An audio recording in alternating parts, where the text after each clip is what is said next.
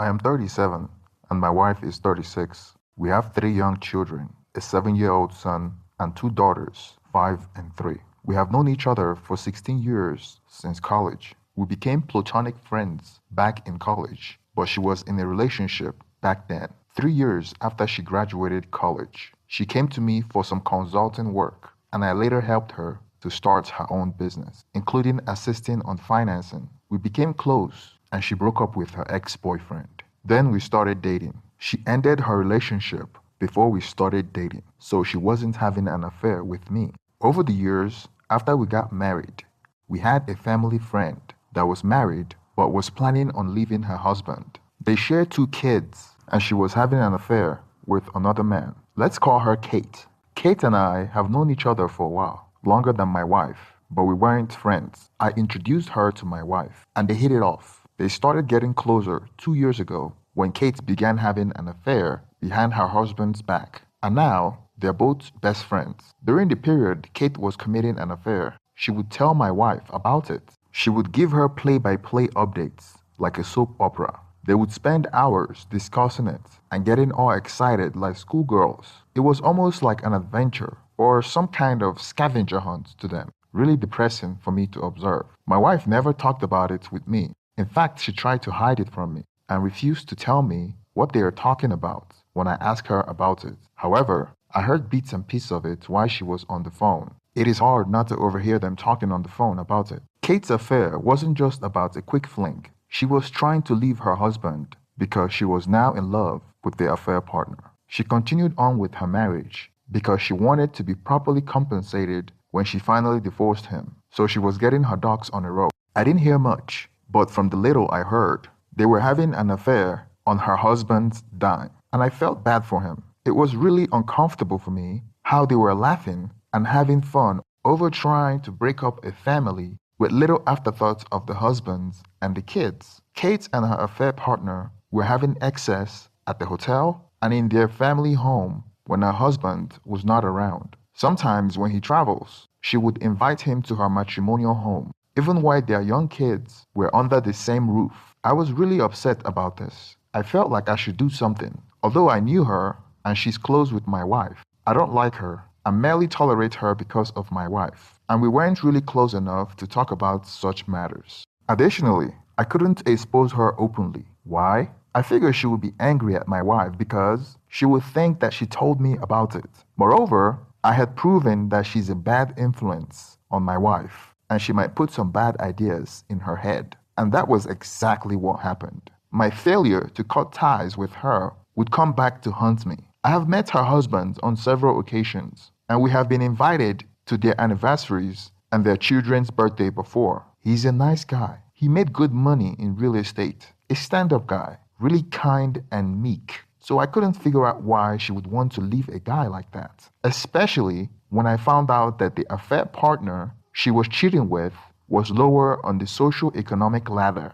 From the conversation I heard, she was waiting for the right moment to use the children to financially wrangle him in a favorable divorce settlement and some child support so she could live happily with her affair partner on her husband's dime. I couldn't just sit there and watch this happen to this man. In my state, the law is skewed towards the victim of infidelity in a divorce settlement. I was going to do something about it, but without anyone's knowledge, I decided to send an anonymous letter to her husband, informing him about his wife's affair. After I sent him the anonymous letter, informing him that his wife was inviting her affair partner to his home when he travels, the betrayed husband was able to stage a sting operation to catch his wife red-handed.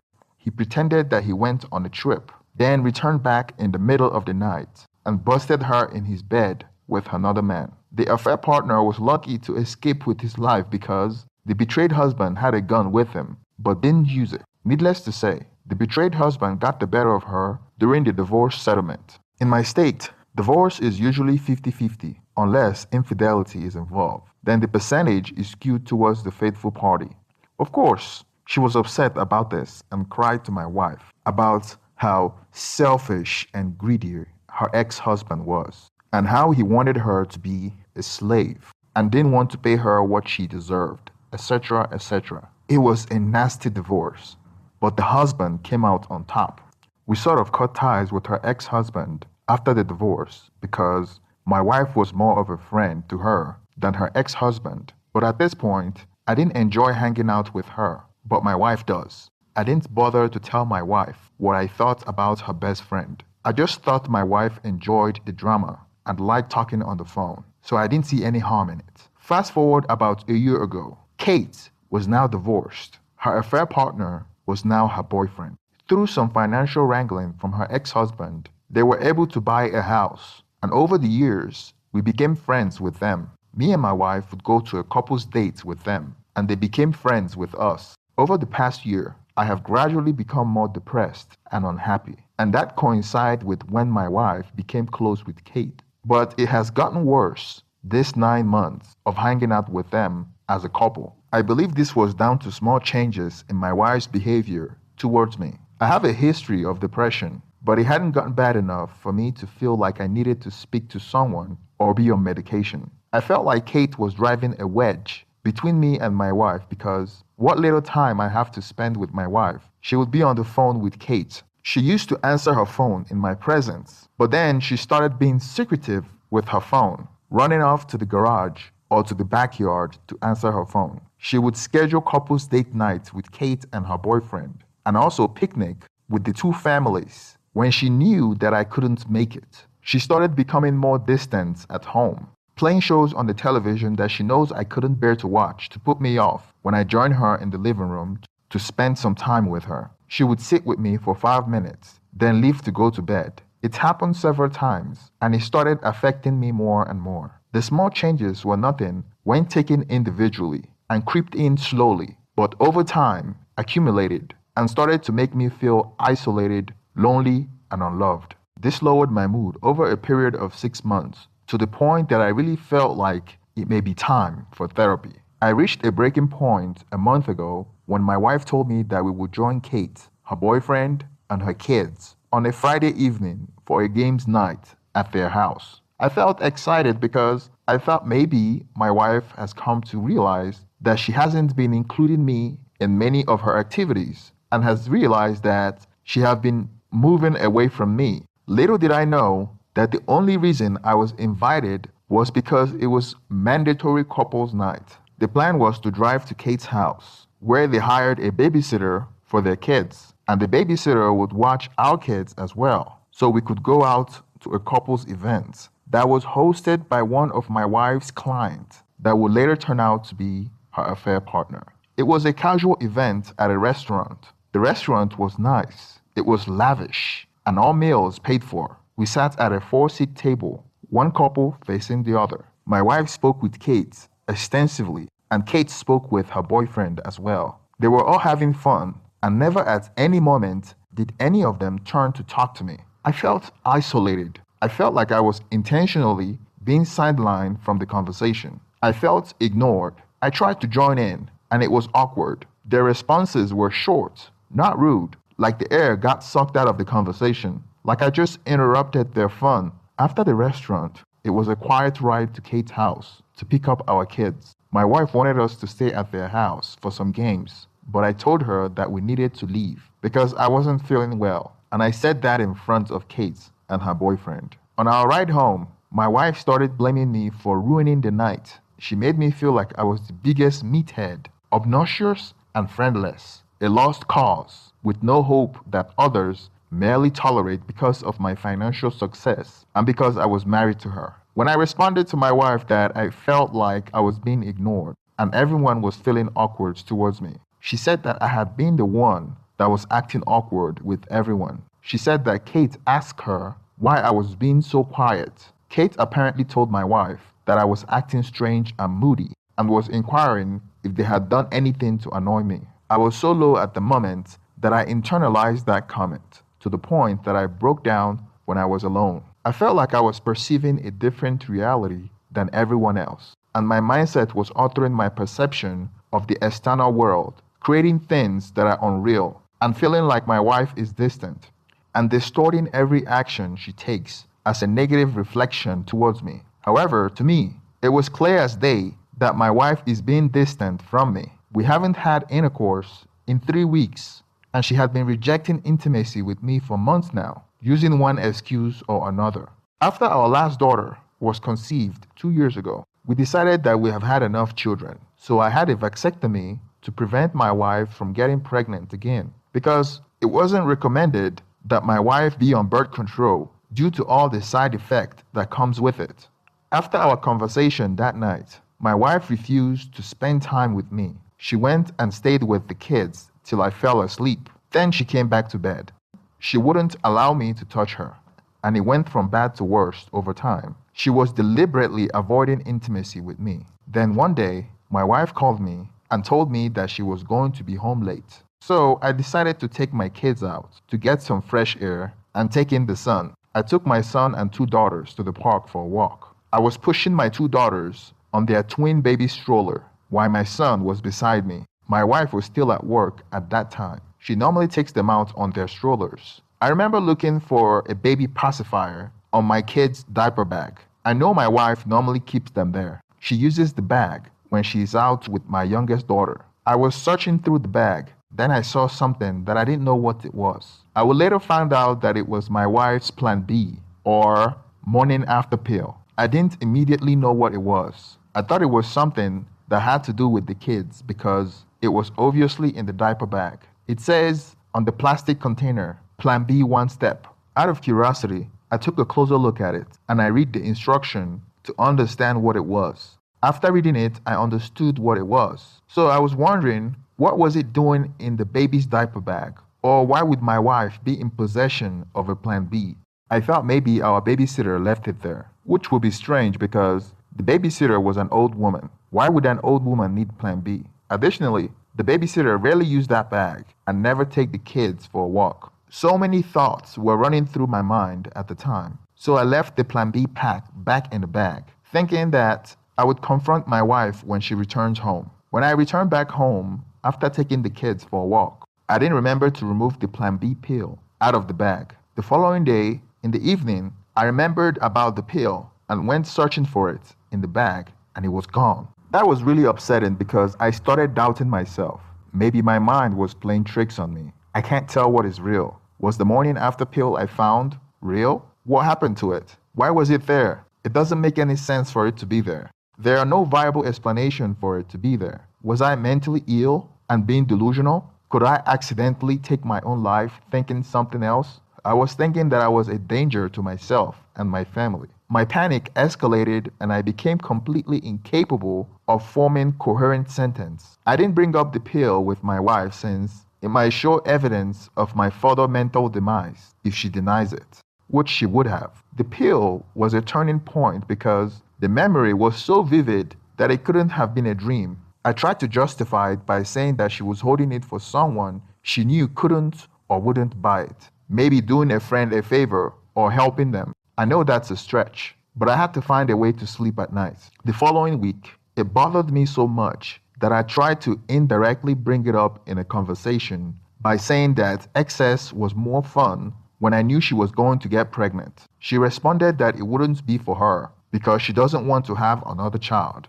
I replied that she could just take a morning after pill. Then she said that she would need to be going to a pharmacist every day to buy one and be on birth control every day. I jokingly replied that I thought she was already on one, and she gave me a strange look, wondering why I was bringing this up, since we talked about this years ago and decided that me having a vasectomy was the best option. I responded by saying what?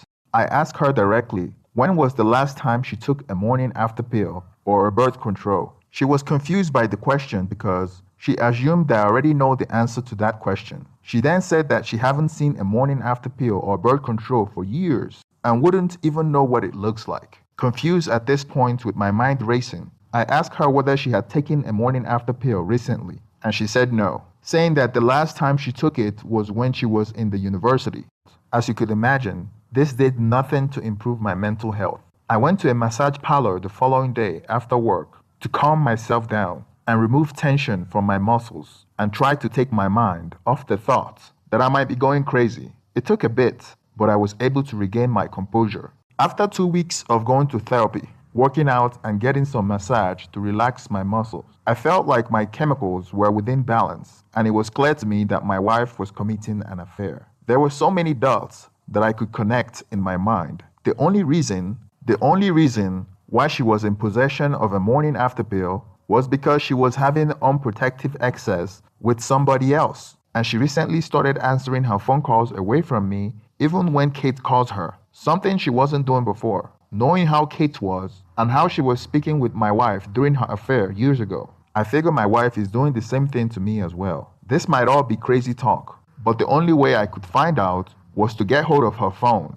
and find a way to listen to that conversation. Since I didn't know how to gain access to her phone call, I decided to purchase 4 voice-activated recorder. I installed one in her car, another in my car because she normally drives my car as well, and I installed one in the living room and another one in my backyard where she runs off to answer her calls. It took only 2 days to find a treasure trove of evidence that she was having an affair. And sure enough, Kate was in the middle of it. She knew all about it and encouraged her to continue the affair and find her happiness. After the discovery, instead of feeling sad and more depressed, I felt relieved. I was back to normal. Never felt better mentally in the past 9 months. What I heard on the voice-activated recorder confirmed everything that I had suspected and felt. It showed me the lies I had been told and the extent of which Kate and wayward wife had gone to construct the situation that allowed my wayward wife to meet with her affair partner. It shows them complaining about me and laughing about the affair, just like they laughed about Kate's ex-husband when she was having an affair with her current boyfriend. Kate encouraged her as they were wallowing in the excitement of it all. Kate would say things like, "I don't blame you, sister." And I remember how exciting, scary, and fun it was when I was having a secret affair. After a week of listening to their conversation, it appears that it's been going on for months. There wasn't any time in the conversation where Kate told my wayward wife that she shouldn't do anything and instead talk to me or work out our issues. Kate really became more involved on few occasions and enabled my wayward wife and her affair partner to meet in private. The affair partner had a girlfriend, and they talked about how she has to be very careful so as not to be caught like her husband caught her. On one occasion, my wayward wife, Kate, and her boyfriend arranged a trip to a park near the affair partner's business so that my kids and Kate's kids could have a day out. This was one of those times that I couldn't make it. They planned a day that I would be busy with work and wouldn't notice. Kate and her boyfriend took care of the kids while my wayward wife and her affair partner met. With certainty, I knew she was having an affair while Kate and her boyfriend watched the kid for her. The affair partner is in the same line of work as my wife and will sometimes serve as a mentor to her. When I initially started being interested in my wife, I invested heavily in her business and started it from her, and over the years, added more financially when the business falls in troubled times. The affair partner was the same guy that invited us to the restaurant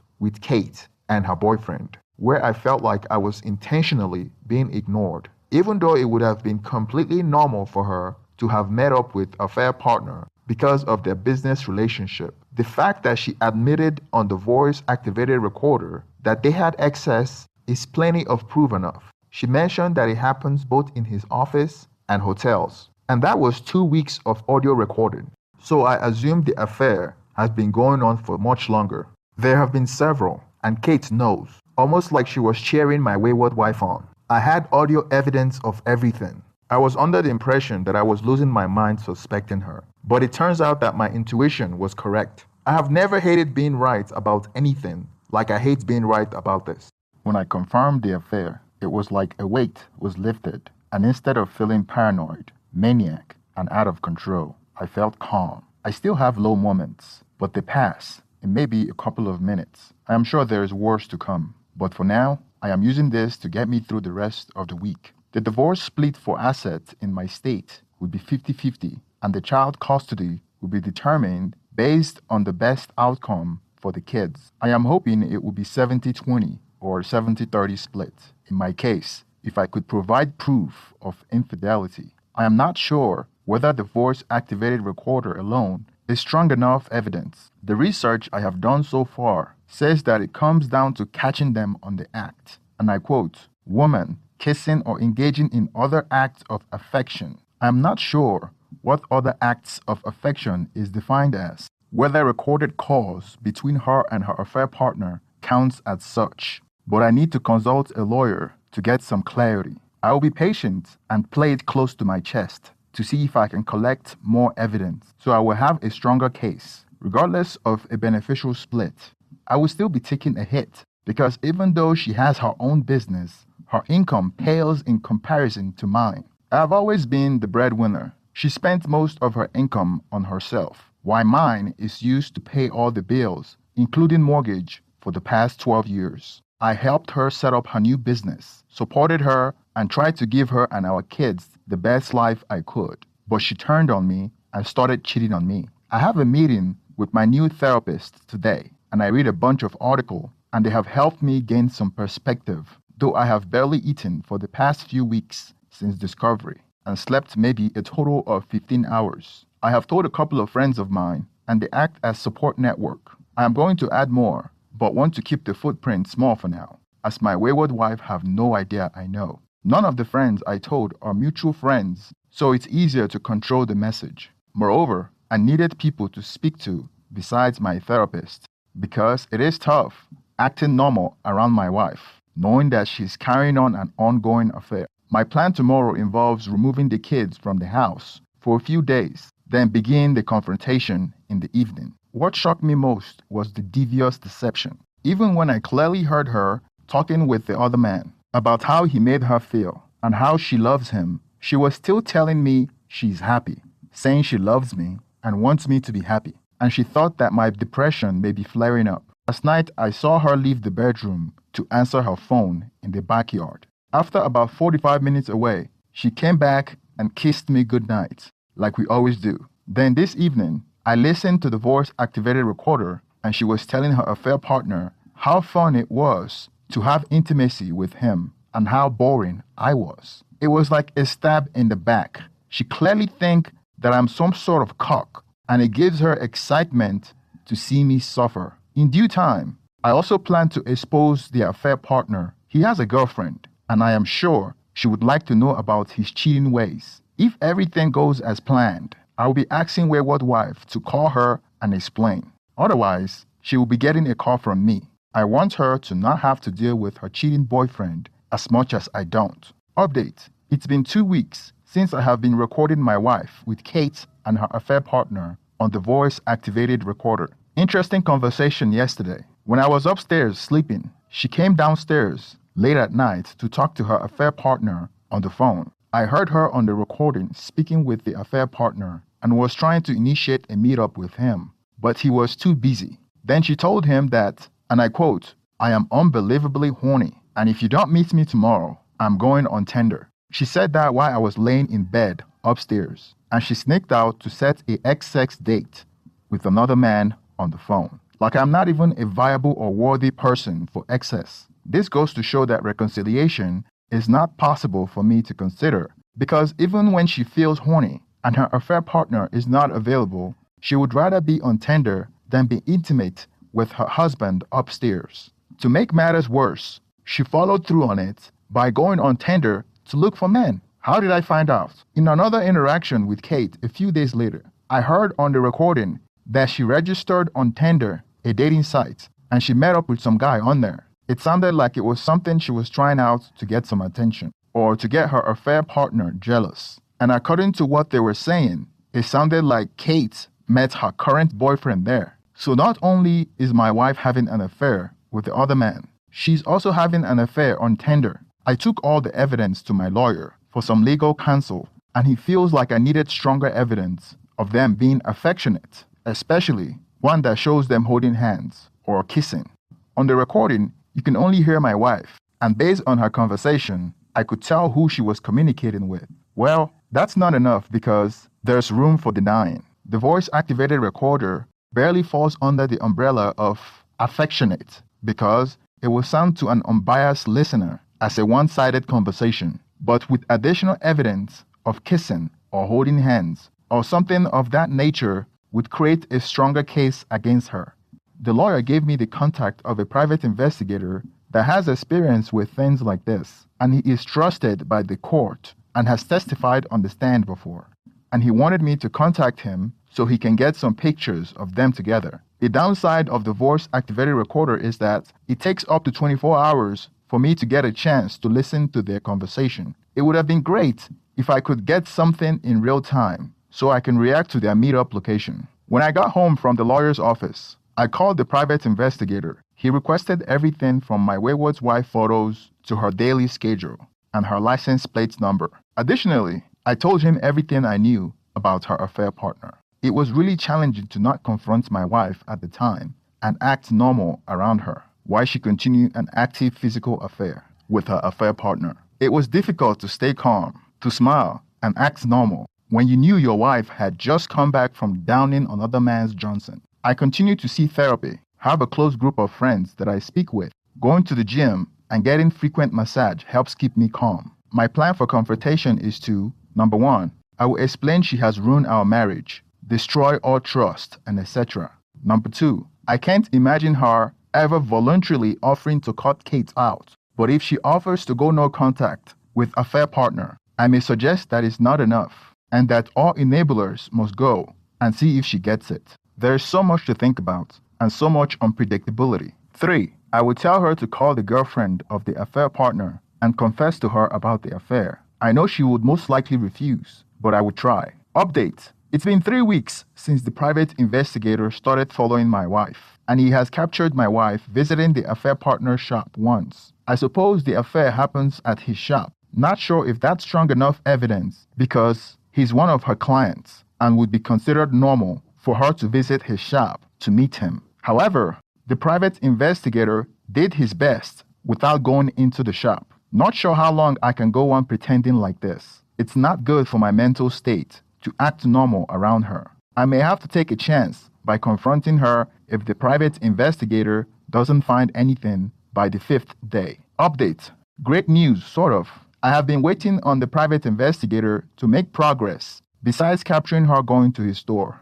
I have been doing some reconnaissance work by listening to the audio more frequently so I can get an update on planned meetup and whatnot as to inform the private investigator ahead of time. Slow progress so far till the 7th day. Thursday night she was watching TV with me as the kids were playing. It is becoming easier to have a normal conversation with her because I've gotten used to pretending. The phone rang and she went to answer it outside as normal. She joined me back on the couch minutes later and I asked her who that was and she said it was Kate checking up on her. I wasn't sure whether she was lying. So when she went to bed, I went to the backyard and listened to the voice-activated recorder. I found out that the person she was speaking with was with the affair partner and not with Kate. They talked about meeting up on Friday. They didn't mention time and location. I returned the voice-activated recorder, then went back to bed to sleep next to her. The following morning, before she went to work, she told me that she would be having lunch with some friends and she didn't get a chance to inform the babysitter yesterday, and she was asking if I could babysit the kids and tuck them to bed because she didn't know what time she would be coming home. I agreed, and she said she loves me before she left the house. That was my cue to know that she was meeting up with the affair partner after work that day. I informed the private investigator to be on her tail. I was thinking that 3 weeks since affair discovery, I now have a chance to capture some conclusive evidence of the affair so I can close this show. I was treating her with the same deceit and gaslighting that she has treated me over these past months, saying that she loves me while she was having an affair behind my back. That Friday, the private investigator captured what he considered was enough to use as proof of infidelity. It was her and her affair partner going to a restaurant after work. I was supposed to be babysitting the kids at home while she goes on a romantic date with him. They came on separate cars. At first, everything looked innocent. They weren't holding hands when they were heading to the restaurant. Looked like a professional meetup, but everything changed after they were done at the restaurant. The private investigator recorded them heading towards the garage to leave with their cars. When they were in the garage and felt like nobody was watching them, they kissed, mouth to mouth. Lasted for about 5 seconds under the dim lights of the high-rise garage. You can still make them out. That was strong enough proof to show that they were having an affair, and the private investigator captured everything, met up with the private investigator on Sunday evening to confirm what I already knew, and he gave me some legal paperwork to sign. Total professional. After the meeting with the private investigator, I have the proof I need to make sure I come on top on the divorce settlement. I will confront her on Monday. I have begun informing more people in preparation for tomorrow, and I'm preparing those people to tell others. So I have fewer calls to make once this all kicks off. Wife's home, gotta go put on my happy face on. That morning, wayward wife was in a hurry to go to her shop. She woke up about 6 a.m. and at 7:30 a.m., she was leaving the house. Why I get the kids ready for school and daycare. We already planned this ahead of time because she normally gets the kids ready for school, but today was an exception. After getting the kids ready, I made them breakfast while I got myself ready for work. After I was done, they were ready for school, so I dropped them off at school. During the afternoon, my wayward wife dropped by at work so we can drive together. I stopped by a fast food place because she already had her lunch. Then we met up with the real estate agent to view the property. We have been trying to move for months. I wasn't interested in buying the house because I knew this marriage is already over, but I put on a happy dad's face. During the evening, I picked up my children from school, took them home and changed their uniform. I got their things ready for them to go to my parents' house because they were expecting them. I want to shield my kids from whatever outcome the confrontation tonight would have. Earlier in the day, I tried contacting the affair partner's girlfriend by phone, but she wasn't picking up. So I left a message saying that I need to speak to her. It's incredibly time sensitive. I told her to call me back ASAP. When my wayward wife returned home, she asked me where the kids were, and I told her that I took them to my parents because my parents wanted to see them. She thought that was strange because they normally go there on the weekend, and tomorrow is a school day. But I told her that my parents would take them to school tomorrow. I have already told my parents about my wife's affair, and they were devastated and offered to help me in any way they could. I went to meet up some friends, had a couple of drinks, and felt energized. And when I came back home, my wayward wife was taking a nap. I activated my phone recorder for both video and set up a backup voice-activated recorder and hid it in the living room. Then made 2 cups of tea and sat it on the living room table. I woke her up. She asked me what I wanted, and I told her that I needed to speak to her in the living room. The stage is set. It took her about 5 minutes to arrive in the living room, but I already sat down, waiting for her. I had the camera turned on my phone, and the voice-activated recorder was on as well. As soon as she sat down, I stared at her for a few seconds as she wonders why I was staring at her. I asked her if she loves me. She said yes, of course. I asked her if she loves our marriage. She said it's the best thing I have ever done, and I'm so happy. I asked her if she loved the home that we lived in and what we have built for our family. And she said yes, we have done beyond our expectation, and she loves everything we have. Visibly irritated, she asked me where I was going with all these questions. She was sitting on the sofa with me, so I moved closer to her and asked her to tell me about her affair partner. I mentioned him by name. She asked me what about him, that I already knew who he was. He was the guy she's done some work for and occasionally texts for advice. I repeated the question one more time, adding that I want to know the specifics of their relationship. And she just kept saying either he's an advisor and has helped me learn the business, and I don't know what you want me to say. This was the most frustrating part, going around in circles. I could see it was going nowhere, so I asked her when she last saw him. Bear in mind, the private investigator already captured her on camera, meeting him at his shop twice last week. Plus, she went to dinner dates with him and kissed him in the parking lot on Friday. And she speaks with him almost every day on the phone. She said she had last seen him 2 months ago at the restaurant she invited us to, which he attended with his girlfriend. I asked her if she was sure. She said yes. Then I asked her, what about on Friday? And she said, oh yeah, I saw him briefly then.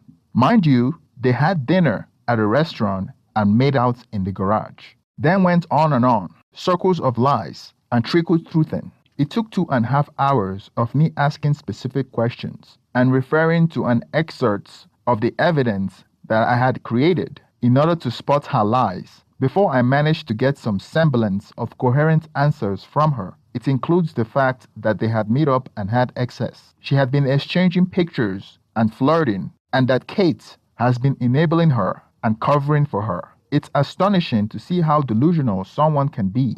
Even when I told her I knew the truth, she lied. I've never seen this before. Throughout the confrontation, I was cool and collective and didn't lose patience because I was already a few steps ahead of her. I asked her rhetorical questions that I already know the answers to and set traps for her to lie about. And when she lied, I corrected her with known facts.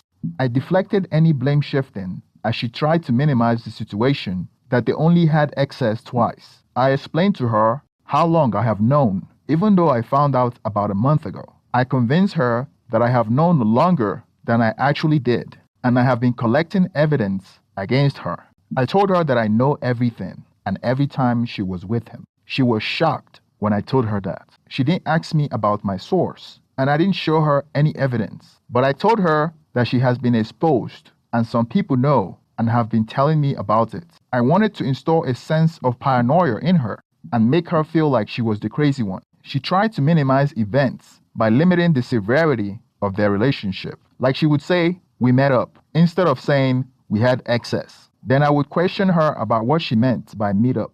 Then she would say, "We slept together." Then I would say, "You mean like sleeping in the same bed? What do you mean by sleep in the same bed? What kind of business partners sleep in the same bed? I don't understand." I questioned her to force the point where she provided graphic details and I was recording everything for my divorce case. She started crying so I would have sympathy for her, but quickly stopped because she saw that I wasn't fazed by it. I had pen and paper, writing things down and confirming details like it was a police interrogation. We got to a point where she was afraid to lie to me about the details on dates and venues that I didn't already know because she thought I knew about previous meetups. I even convinced her that Kate had been feeding me information all along. So during the confrontation/interrogation, she thought Kate betrayed her. Since she was under the impression that Kate betrayed her and knew that Kate knew everything, she wasn't holding back on the information she was providing. I brought out a sheet of paper that I had ready, and I had written down the details of her affair. She was visibly shaking while writing her confession down in front of me. I bet she didn't expect the day to end like this. She didn't think she would be caught. My wife was writing down her confession. Then my phone rang. I was worried about picking it up because I had been recording my wife's confession on my phone. The number appeared to be the girlfriend of my wife's affair partner. In a split second, I was conflicted of whether to answer the phone or to continue recording. I thought now that I have my wife in such a vulnerable position, the icing on the cake would be to get her to admit on the phone to the girlfriend of our affair partner that she had been having an affair with her boyfriend. Moreover, I still have the voice-activated recorder as backup. So I made a fateful decision to answer the phone. I picked up the phone in front of my wife as she was sobbing and writing her confession. I told affair partner's girlfriend that my wife have a very important message to tell her. My wife looked even more frightened when she realized who I was speaking with. I'd lied to my wife, telling her that she knows everything, but I wanted her to admit it in front of affair partner's girlfriend. The voice-activated recorder was in the living room, so it recorded the rest of the conversation that was cut short because I picked up my phone. The affair partner's girlfriend seemed confused at first, and I told her that I have her on speaker with my wife, as if we have spoken about it before, so I could fool my wife to think that the girlfriend was in on it as well. Here's how everything played out. Me, hello, like we discussed before. I have been monitoring my wife for months, and I found out that she has been having a physical affair with your boyfriend. My wife is now here. She's ready to confess that she was having an affair with your boyfriend. Affair partner's girlfriend. Okay, is this a joke? Me, no, it's not a joke. I have all the evidence. I turn to my wife and ask her, me, how long has this affair with the affair partner been going on? My wayward wife hesitated, and I told her to answer the question. Wayward wife, it's been going on for 9 months. Me, how many times did you meet him for X in a week? Wayward wife, oh, about 2 times. Affair partner's girlfriend, oh my God, I knew it. Affair partner's girlfriend then kept silence when I interjected with another question addressing my wife. Me, you mentioned that you mostly did it at his shop and hotels. Is that correct? Wayward wife, yes. Me, who initiated it? Wayward wife, he did. Me, at any point, did you consider stopping? Did you thought about the fact that you're married and he's in a relationship? Wayward wife, I tried to stop, because I was feeling guilty, but he wanted to continue. My wayward wife's answer was short, and I knew she was lying when she said that she wanted to stop. Had she wanted to stop, she wouldn't be soliciting meetups with a affair partner or threaten to look for other guys on Tinder to get him jealous. But my goal was not to correct her lies, but to confirm the affair with the affair partner's girlfriend. That way, I would ruin the relationship of the affair partner. The affair partner's girlfriend was silent on the phone, maybe because she was shocked by the confession. I took her off the speakerphone and told her that I have more evidence of the affair in case she needed proof. I left her with a message that I was sorry that she had to hear about it this way, but I felt like she needed to know the truth about the man she's in a relationship with. I knew they were planning on getting married and recently had a big purchase, and I was glad that I can put a wrench on that. Thank you for making it to the end of this video. Please go to the description below for part 2 if you're interested, and make sure you like and subscribe. Thank you and